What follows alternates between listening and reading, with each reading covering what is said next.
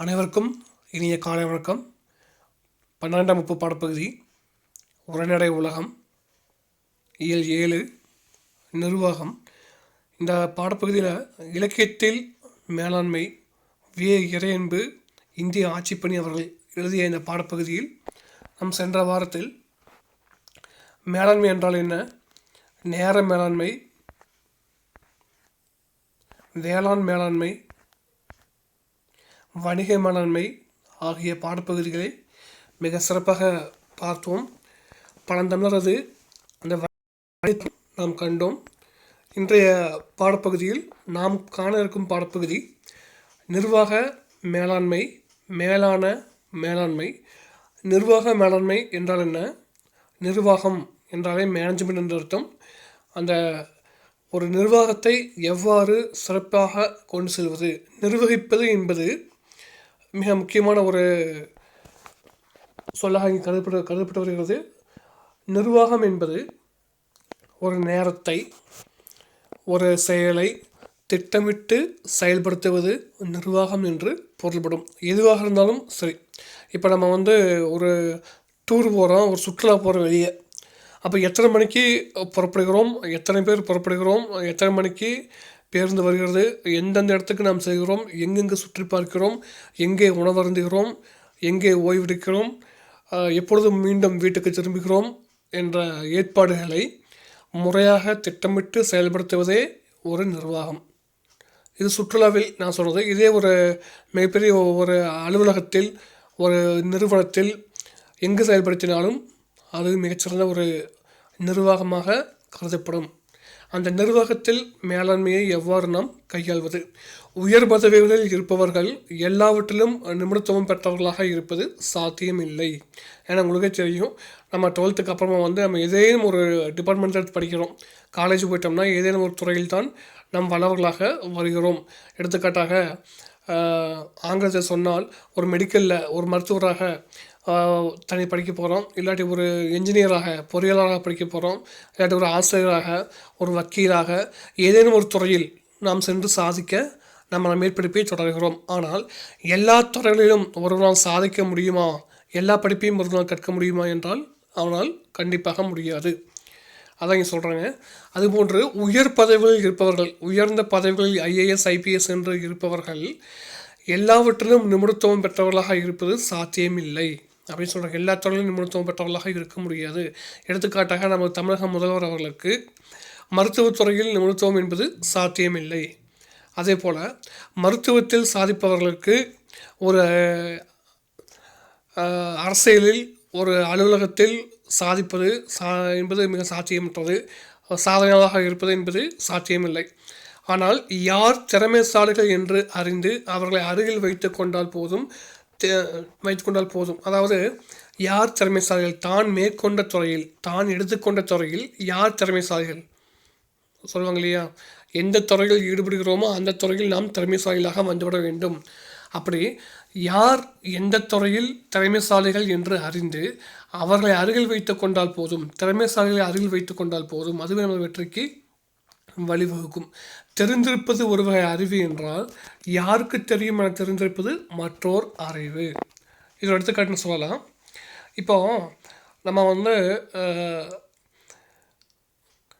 ஒரு ஊருக்கு போகிறோம்.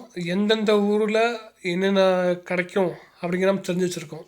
எந்தெந்த ஊரில் என்னென்ன பொருள் கிடைக்கும் என்பதை நாம் தெரிந்து வைத்திருக்கிறோம். அதே போல் இந்த தெரிந்து வைத்திருப்பது ஒரு அறிவு என்றால் யாருக்கு தெரியும் எந்த ஊரில் எந்த மெக்கானிக் இருப்பார், அவர் ஒரு பிரச்சனையை எப்படி சால்வ் பண்ணி வைப்பார், ஒரு மெக்கானிக் ஒரு பைக் எப்படி இது பண்ணுவார், ஒரு பிளம்பர் இருக்கார் அவர் எப்படி சரியாக ஒர்க் பண்ணுவார், எப்படி நமக்கு சரியாக வேலை செய்வார், ஒரு பில்டிங் கட்டக்கூடிய ஒரு கட்டிடம் கட்டக்கூடிய ஒரு பொறியாளர் இருக்கார் அவர் எப்படி வேலை செய்வார் என்று எந்த துறையில் எவர் மிகச்சிறந்தவர் என நாம் தெரிந்து வைத்திருப்பது ஒரு வகை அறிவு அப்படின்னு சொல்கிறாங்க. அதாவது எடுத்துக்காட்டாக சொன்னோம்னா, ஒரு வாகனத்தில் என்ன பழுது என்பதை நாம் தெரிந்து வைத்திருப்பது ஒரு வகை அறிவு. வாகனத்தை பற்றி நம்ம எல்லா அறிவு தெரிந்து வைத்திருப்பது ஒரு அறிவு. எப்படி சொல்கிறோம்னா, ஒரு வாகனத்தில் ஒரு கோளாறு வந்துருச்சு, அதை நம்ம ரிப்பேர் பண்ணணும். அப்போ என்ன ஆகிருக்கும், என்ஜின் ஃபால்ட்டா இல்லை வேறு ஏதாச்சும் ஃபால்ட்டா என்று நாம் தெரிந்து வைத்திருப்பது ஒரு வகை அறிவு என்றால் அந்த ஃபால்ட்டை நீக்கக்கூடியவர் யார் என்று அதை தெரிந்து வைத்திருப்பது மற்றொரு அறிவு. தெரிந்திருப்பது ஒரு அறிவு என்றால் யாருக்கு தெரியும் என தெரிந்திருப்பது மற்றொரு அறிவு. நாடியார் அதையே பக்குவமாக சொல்கிறது பாருங்க. கல்லாரே யாயினும் கற்றாரே சேர்ந்தொழுகின் நல்லறிவு நாளும் தலைப்படுவர். தொல் சிறப்பின் ஒன்னிற பாதிரிப்பூ சேர்ந்தலாட் புத்தோடு தன்னிற்கு தான் பயந்தாங்கு.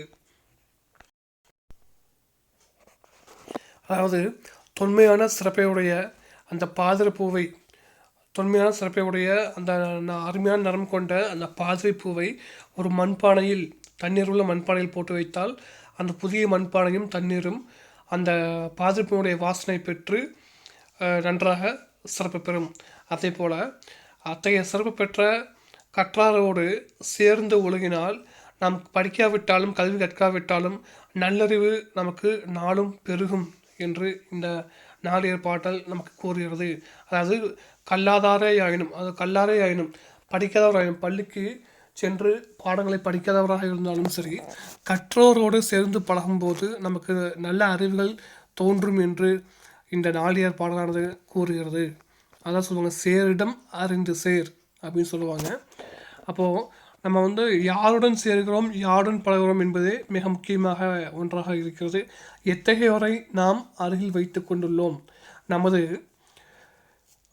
நட்பு வட்டத்தில், ஃப்ரெண்ட்ஸ் சர்க்கிளில் யார் எந்தெந்த துறையில் சிறந்தவர்களாக இருக்கிறார்கள், யார் எப்படிப்பட்டவர்களாக இருக்கிறார்கள் என்பதை பொறுத்தே நமது முன்னேற்றமும் அமைகிறது.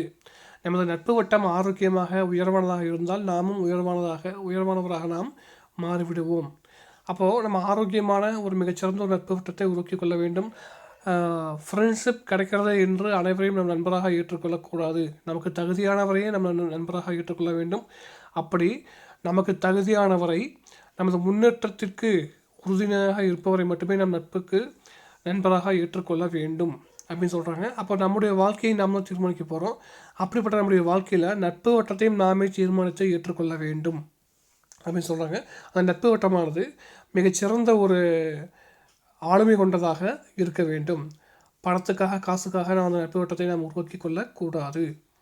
அப்போது அந்த நட்பு வட்டத்தில் இருக்கக்கூடியவர்கள் மிகச்சிறந்த நடத்தை கொண்டவர்களாக, நல்ல ஒரு ஆளுமை கொண்டவர்களாக, மிகச்சிறந்த ஒரு பணியில் இருப்பவர்களாக, மிகச்சிறந்த ஒரு அறிவுரை கூறுபவர்களாக, வழிகாட்டுபவர்களாக இருந்துவிட்டால் நம்முடைய வாழ்க்கையானது இயற்கையாகவே முன்னேறும் என்பது நியதி. நிர்வாகத்தில் வரவே செலவை தீர்மானிக்க வேண்டும். வரவை தாண்டி நிறைய செலவு செய்பவன் அடுத்தவர்களிடம் கையேந்த வேண்டிய அவலநிலைக்கு தள்ளப்படுவான். வரவே செலவை தீர்மானிக்க வேண்டும் சொல்கிறாங்க. முதல்ல வரவு, அதில் சேமிப்பு. அப்போ சேமிப்பு போக மீதியை மட்டுமே நாம் செலவு செய்ய வேண்டும். ஆக அந்த வரவை விட நிறைய செலவு செய்பவன் அடுத்தவர்களிடம் கையேந்த வேண்டிய அவலநிலைக்கு தள்ளப்படுவான். இது ஒரு திருக்குறள் கூட எடுத்துக்காட்டாக சொல்லலாம். எப்படின்னா, ஆகாறு அளவு இட்டிதாயினும் கேடில்லை, போகாறு அகலாக்கடை அப்படின்னு சொல்லுவாங்க. ஆகாறு என்றால் பொருள் வரக்கூடிய வழி, அளவு இட்டிதாயினும் பொருள் வரக்கூடிய வழியானது மிக சிறியதாயினும் இருந்தாலும் அது கேடில்லை, துன்பமில்லை, தப்பில்லைன்னு சொல்கிறாங்க. அதாவது பொருள் வரக்கூடிய வழி, வருமானம் வரக்கூடிய வழி மிக சிறியதாக இருந்தாலும் தப்பில்லை. ஆனால் போகாறு அகலாக்கடை அப்படின்னு சொல்கிறாங்க. ஆனால் போகாறு என்பது செலவு செய்யக்கூடிய வழியானது அதை விட மிக சிறியதாக இருந்தால் துன்பமில்லை. வருமானத்தை விட குறைவாக செலவு செய்தால் நமக்கு துன்பமில்லை. ஆனால் வருமானத்தை விட மிக அதிகமாக, இரட்டிப்பாக செலவு செய்தால் நமக்கு துன்பம் சேரும் என்று அந்த குறள் குறிப்பிடுகிறது. டைமன் என்பவன் ஏதென்ஸ் நகரில் இருந்தான். அவன் வரவு குறைந்தாலும் செலவு நீடித்தது. அவனது உதவியாளர் நிதி நிலைமையை பற்றி பேச வருகிற பொழுதெல்லாம் கேட்க மறுத்தான். ஒரு கட்டத்தில் கடன் கொடுத்தவர்கள் கழுத்தை நெருக்கிறார்கள். ஆனால் அப்போதும் அவன் வருந்தவில்லை. தான் அளித்த விருந்தை உண்டவர்கள் உதவுவார்கள் என்று பொய்க்கணக்கு போடுகிறான். அவனுடைய சேவகர்கள் 4 திசைகளுக்கும் சென்று வெறும் கையோடும் வெளிரிய முகத்தோடும் திரும்புகிறார்கள். அவன் ஊருக்கு ஒதுக்குப்புறமாக செல்கிறான். மனித இனத்தையை வெறுக்கிறான். இந்த டைமண்ட் பற்றிய இந்த ஷேக்ஸ்பியரின் நாடகம் நிதி மேலாண்மை பற்றிய மிகச்சிறந்த ஒரு வாழ்வியல் விளக்கம். அதை சொல்லுவாங்க, தனக்கு போகத்தான் தானமும் தர்மம் என்று ஒரு பழமொழி உண்டு.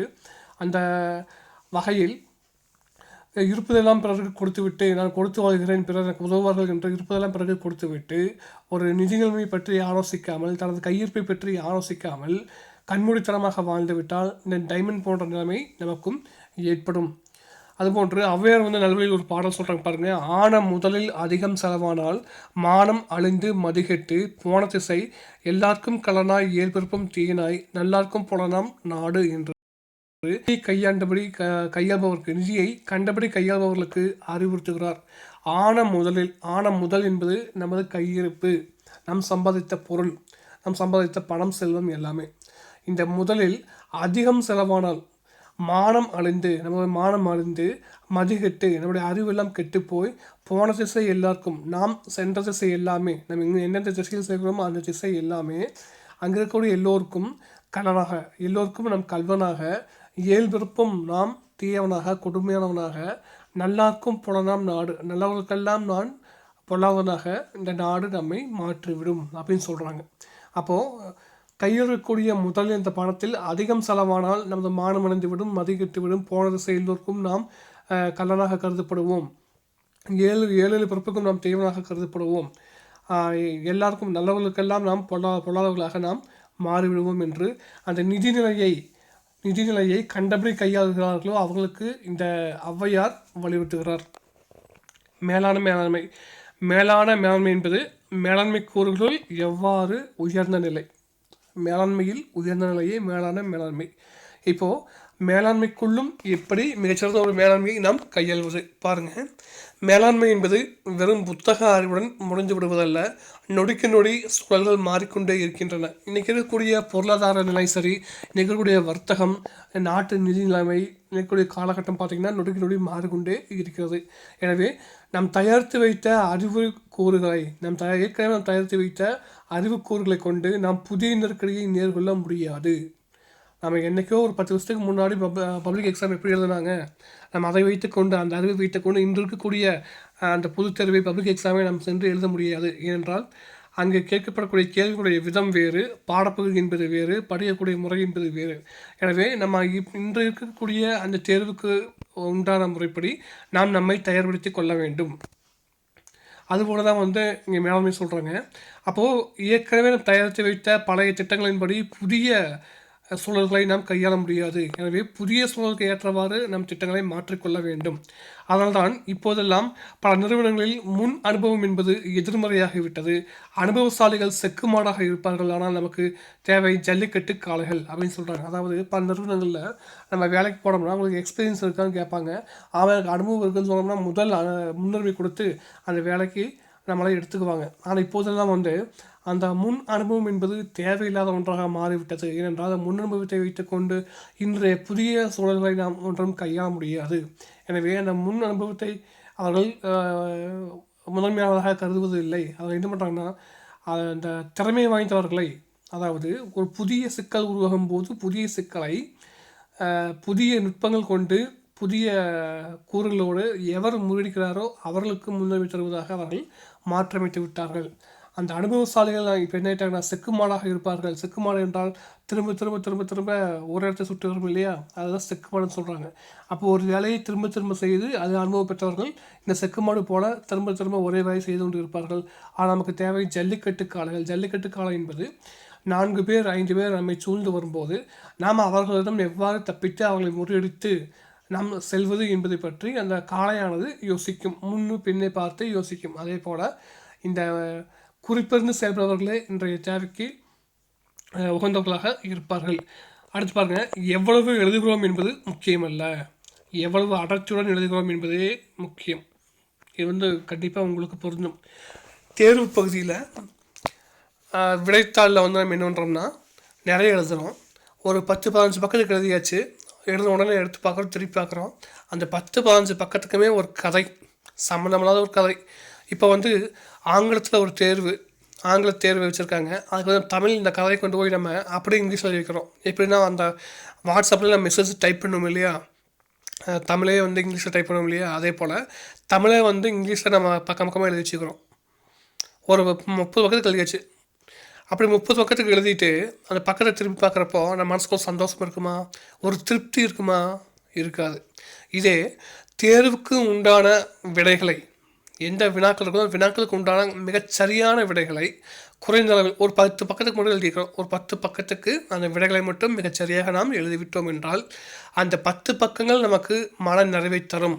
அந்த 10 பக்கங்கள் நமக்கு மதிப்பெண்களை அளித்தருமே தவிர அந்த சரியான விடைகள் இல்லாத 30 பக்கங்கள் நமக்கு விடைகளை அளித்தராது, மன நிறைவை தராது. அதான் சொல்கிறாங்க, எவ்வளவு எழுதுகிறோம் என்பது முக்கியமல்ல, எவ்வளவு அடர்த்தியுடன் எழுதுகிறோம் என்பது முக்கியம். 126 ஒற்றை வரிகளில் எழுதிய துளிகள், அதாவது 126 ஒற்றை வரிகள், சிங்கிள் லைன்ஸ்னு சொல்லலாம்.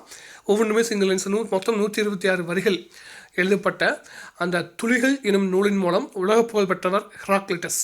அவர் கிரேக்க நாட்டவர்.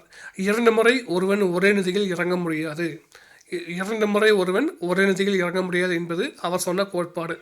இந்த கோட்பாடு நமது வாழ்வுக்கும் பொருந்தும் என்று கூறுவார்கள். இந்த கோட்பாடு பார்த்திங்கன்னா 2 முறை ஒருவன் ஒரே நதியில் இறங்க முடியாது என்பது 2 முறை ஒருவன் ஒரே அனுபவத்தை பெற முடியாது அப்படின்னு சொல்கிறாங்க.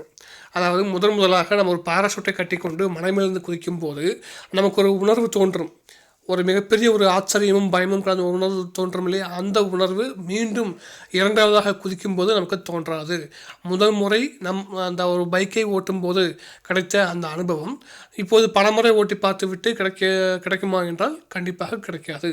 ஒரு முறை ஒரு புதிய உணவை உண்ணும்போது, ஒரு புதிய நமக்கு கேள்விப்பட்டிராத உணவை உண்ணும்போது கிடைத்த அனுபவம் மீண்டும் அதே உணவை உண்ணும்போது நமக்கு கிடைத்து விடாது. இந்த கோட்பாடு நமது வாழ்வுக்கும் பொருந்தும், வர்க்கத்திற்கும் பொருந்தும். வர்த்தகத்துக்கும் பொருந்தும் சொல்கிறாங்க. வர்த்தகம் என்பது காமர்ஸ் அண்ட் ட்ரேடு. இந்த ட்ரேடிங் என்பதற்கும் இது பொருந்தும் சொல்கிறாங்க. எப்படி அப்படின்னா, ஒரு மக்களிடம் ஒரு பொருளை கொண்டு சேர்க்கும்போது மக்களுக்கு அந்த பொருளை பற்றிய நல்ல அபிப்பிராயம் தோன்றும் இல்லையா? அப்போது அதே அபிப்பிராயம் மீண்டும் தோன்றுமா என்றால் அது மிக சந்தேகமே. எனவே இப்போ என்ன பண்ணுறாங்கன்னா, இப்போ நிறைய நிறுவனங்கள் பார்த்தோம்னா அவங்களுடைய பொருளுடைய தயாரிப்பு முறையையும் தயாரிப்பு பொருளையும் மாற்றிக்கொண்டே வருகிறார்கள். எடுத்துக்காட்டாக ஹார்லிக்ஸ்ங்கிற கம்பெனி நம்ம சொல்லலாம்.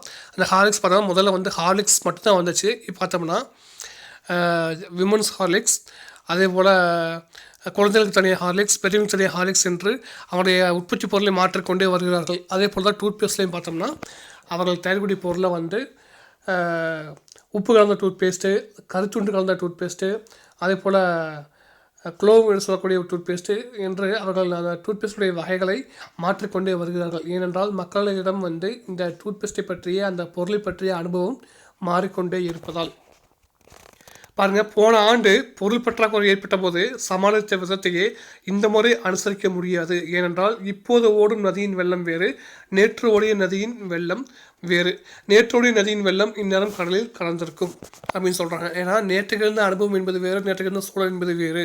அதை வைத்துக்கொண்டு நாம் இன்று கையாள முடியாது. இப்போது திருடர்கள் கூட தனது உத்திகளை மாற்றிக்கொண்டு புதிதாக திருடுகிறார்கள். முதல்ல பார்த்துறப்போ கத்தியை காட்டி மிரட்டி திருடுவது, வழிப்பறி செய்வது போன்ற யுக்திகளை பயன்படுத்தி கொண்டு திருடி கொண்டு இருந்தார்கள். அப்போது ஒரு காவல் நிலையத்தில் காவலராக பணிபுரிபவர்கள் இது போன்ற அனுபவத்தை வைத்துக்கொண்டு திருடரை எவ்வாறு பிடிக்கலாம் என்ற இந்த அனுபவத்தை வைத்துக்கொண்டு அவர்கள் அமர்ந்திருந்தார்களானால் அவர்களால் இந்த நவீன திருடர்களை பிடிக்க முடியாது. இன்று பல்வேறு சிசிடிவி கேமரா, பல்வேறு கண்காணிப்பு கேமரா, பல்வேறு வாகனம், ஜிபிஎஸ் போன்ற யுக்திகளை வைத்துக்கொண்டு நாம் திருடர்களை பிடிக்க வேண்டி இருக்கிறது. ஏனென்றால் திருடர்களும் தங்களுடைய போக்கை மாற்றிக்கொள்கிறார்கள். அதை பிடிப்பதற்காக காவலர்களும் தங்கள் போக்கை மாற்றிக்கொள்வது கட்டாயமாகிறது. அதுபோல தான் நமது யுக்திகளையும் நாம் மாற்றி நாம் கையாள வேண்டும். பழைய யுக்தியை வைத்துக்கொண்டு புதிய சூழல்களை நம்ம கையாள முடியாது. ஒவ்வொரு நாளும் சூரியன் புதிது என்று குறிப்பிடுகிறார். இவர் எப்படி சொல்கிறார்னா, நம் டெய்லி யோசிக்கிற சூரியன் வந்து புதிது என்று குறிப்பிடுகிறார். ஒரே சூரியன் கிடையாது அப்படின்னு சொல்கிறாங்க. நம் கண்களுக்கு தான் சூரியன் ஒரே போல தெரியும், ஆனால் ஒவ்வொரு நாளும் சூரியன் புதிது. இதற்கு எடுத்துக்காட்டாக நம்ம வந்து அந்த காலண்டரை வைத்துக்கொள்ளலாம். காலண்டரில் வந்து பார்த்தோம்னா நம்ம வருடத்தை குறிப்பிட்டு, மாதத்தை குறிப்பிட்டு, ஒரு நாளை குறிப்பிட்டு, ஒரு கிழமையை குறிப்பிட்டு, ஒரு நேரத்தை குறிப்பிட்டு நாம் அந்த சூரியனுக்கு நாம் ஒரு புதிய வாழ்க்கையை நாம் கொடுத்து விடுகிறோம். ஒற்றை வாக்கியத்தில் 1000 பொருள். இந்த ஒவ்வொரு நாளும் சூரியன் புதிது என்னும் அந்த ஒற்றை வாக்கியத்தில் 1000 பொருள் நாம் எடுத்துக்கொள்ளலாம். ஆக இத்தனை நாள் நான் வாழ்ந்த வாழ்க்கை வேறு, இனிமேல் நான் மேற்கொள்ள போகும் வாழ்க்கை என்பது வேறு. இத்தனை நாள் என்னுடைய பர்சனாலிட்டி என்பது வேறு, இனிமேல் இருக்கக்கூடிய என்னுடைய பர்சனாலிட்டி என்பது வேறு என்று நாம் அதை எடுத்துக்கொள்ளலாம். எடுத்துக்காட்டாக இந்த புத்தாண்டு நிறைவு வரும்போது டிசம்பர் 31ஆம் தேதி வரை அவர்கள் வாழ்க்கை சோபகமாக வாழ்ந்து கொண்டு ஜனவரி 1 முதல் அவர்கள் புதிதாக வந்து ஒரு உறுதிமொழி எடுத்துக்கொள்வார்கள். நான் இனிமேல் அசைவம் சாப்பிட மாட்டேன், நான் இனிமேல் காலை வெகு நேரம் தூங்க மாட்டேன் என்பது போல பல்வேறு உறுதிமொழிகளை தங்களுக்கு தாங்களே எடுத்துக்கொள்கிறார்கள். என்ன காரணம்? இதே உறுதிமொழியை ஏன் டிசம்பருடைய மற்ற நாட்களில், ஏன் வருடத்துடைய மற்ற நாட்களில் எடுத்துக்கொள்ளலாமே? ஏன் எடுத்துக்கொள்வது கிடையாது? அவர்களுக்கு ஜனவரி 1 புதிதாக தெரிவதால் தான் இதை எடுத்துக்கொள்கிறார்கள். பாருங்க, நேற்று நம் வாடிக்கையாளராக இருந்தவன் இன்று அவ்வாறு தொடர வாய்ப்புகள் குறைவு. பாருங்க, புதிய புதிய சூழல்கள் சந்தையில் நிலவுகிறது. நேற்று நம் வாடிக்கையாளராக இருந்தவன் இன்று அவ்வாறு தொடர வாய்ப்புகள் குறைவு. நேற்று நம் வாடிக்கையாளராக இருந்தவன் இன்று அவ்வாறு தொடர வாய்ப்புகள் குறைவு. நம்ம இப்போ சொல்லுவோம் ரெகுலர் கஸ்டமர்னு சொல்லுவோம். இந்த ரெகுலர் கஸ்டமரை மட்டும் நம்பிக்கொண்டு நாம் கடைகளை நடத்த முடியாது. எனவே புதிய புதிய யுக்திகளோடு, புதிய புதிய நம் விளம்பரங்களோடு நாம் அந்த கடையை நடத்தினால் மட்டுமே நம்மால் வெற்றி பெற முடியும். ஏனென்றால் தொழில்நுட்பம் நாளுக்கு நாள் விரிவடைந்து கொண்டே செல்கிறது. அந்த தொழில்நுட்பத்துக்கு தகுந்தவாறு மக்களும் மாறிக்கொண்டே இருக்கிறார்கள். அடுத்தவர் நலனுக்காக வாழ்பவரே தலைமை பண்பு மிக்கவர். இதற்கு இந்தற்குரிய அமுதமே கிடைப்பதாயினும். பாருங்கள், அடுத்தவர்கள் நலனுக்காக வாழ்பவரை தலைமை மிக்கவராக இருப்பார்கள். இந்தற்குரிய அமுதமே கிடைப்பதாயினும் அது நமக்கு இனியது என்று கருதி தாமே தனித்து உண்ணாதவர் அவர். யாருன்னா மிகச்சிறந்த ஒரு தலைமைப்பண்பு மிக்கவர். இந்திரனுக்கே உரிய அந்த அமுதம் கிடைத்தால் கூட தமக்கு கிடைத்துவிட்டது என்று தாமே தனித்து உண்ண மாட்டார். மற்றவர்களுக்கெல்லாம் பகிர்ந்து கொடுத்துவிட்டு தான் உண்ணுவார். அப்படித்தான் அதையும் அவைக்கு நெல்லிக்கனியை தந்தான். இவ்வாறாக நிர்வாக நெறிகளை இலக்கியங்கள் பகர்ந்தன. உலக இலக்கியங்கள் அனைத்திலும் மேலாண்மை கருத்துக்கள் மென்மையாக பரவி கிடக்கின்றன. அவை பன்னீர் புஷ்பங்கள் காற்றில் பரவிடும் மனத்தைப் போல, பன்னீர் புஷ்பங்கள் என்பது பன்னீர் பூக்கள் காற்றில் பரவிடுகின்ற அந்த மனத்தைப் போல வசீகரமானவை. அவற்றை அப்படியே சிதைத்து குப்பிகளில் அடக்கிய அவற்றின் படைப்பாளர்கள் முனையவில்லை. மகத்தான மனிதர்களின் வீழ்ச்சிகளை சித்தரிக்கும் அவர்கள் பலவீனங்களை கோடிட்டு எச்சரித்தும் நன்னெறிகளை நம் மனதில் இருத்தவும் படைத்தார்கள் சொல்கிறாங்க. அதாவது அந்த வாசனை, பன்னீர் புஷ்பங்கள் காட்டில் பரவிடும் வாசனை போன்றவை அந்த கருத்துக்கள். எந்த கருத்துக்கள் தான்? அந்த மேலாண்மை கருத்துக்கள். இவை உலகம் முழுவதும் பரவி கிடைக்கின்றன. இவற்றை ஒரு குப்பியில் அடைப்பது போல அடைத்து யாருக்கும் தெரியாமல் செய்துவிடவில்லை அப்படின்னு சொல்கிறாங்க. அது என்னன்றாங்கன்னா, பல்வேறு படைப்பாளர்களுடைய முன்னிலையில் இந்த கருத்துக்களை அனைத்து மக்களுக்கும் கொண்டு சேர்க்கக்கூடிய பணியில் அவர்கள் இருக்கிறார்கள். மகத்தான மனிதர்கள், அதாவது மிக உயர்ந்த பாதைகளில் இருந்த மனிதர்கள் எவ்வாறு வீழ்ச்சி அடைந்தார்கள், மிக தாழ்ந்த நிலையில் இருந்தவர்கள் எவ்வாறு வெற்றி பெற்றார்கள் என்ற கருத்துக்களை, இந்த கருத்துக்களை கூறி அவர்களின் வழியே, அந்த கருத்துக்களின் வழியே இந்த மேலாண்மை கருத்துக்களை அவர்கள் விதைத்தார்கள்.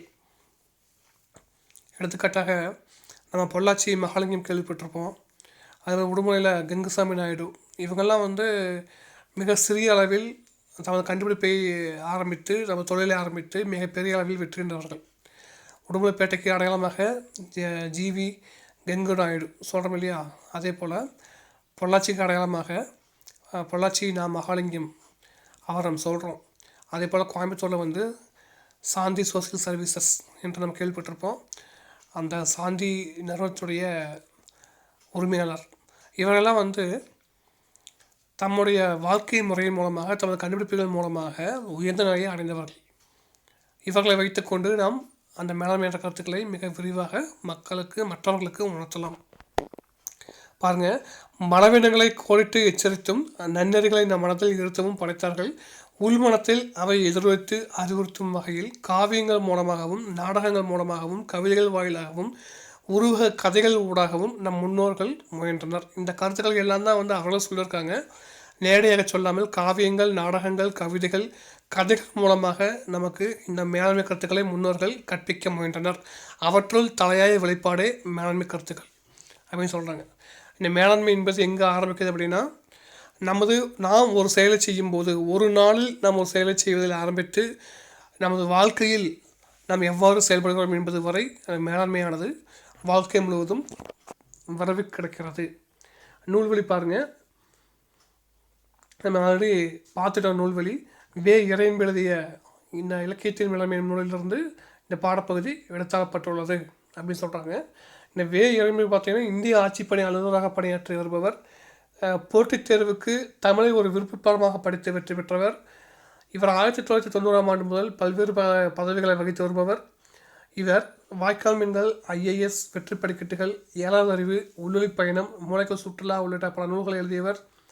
பட்டிமன்றங்களில் இவர் நடுவராக பங்கேற்பார். பல்வேறு ஊடகங்களில் இவர் பங்களிப்பை செய்து வருகிறார். வாய்க்கால் மீன்கள் என்னும் இவரது நூலுக்காக 1995ஆம் ஆண்டில் மிகச்சிறந்த நூலை தமிழ் வளர்ச்சித்துறை வழங்கியது.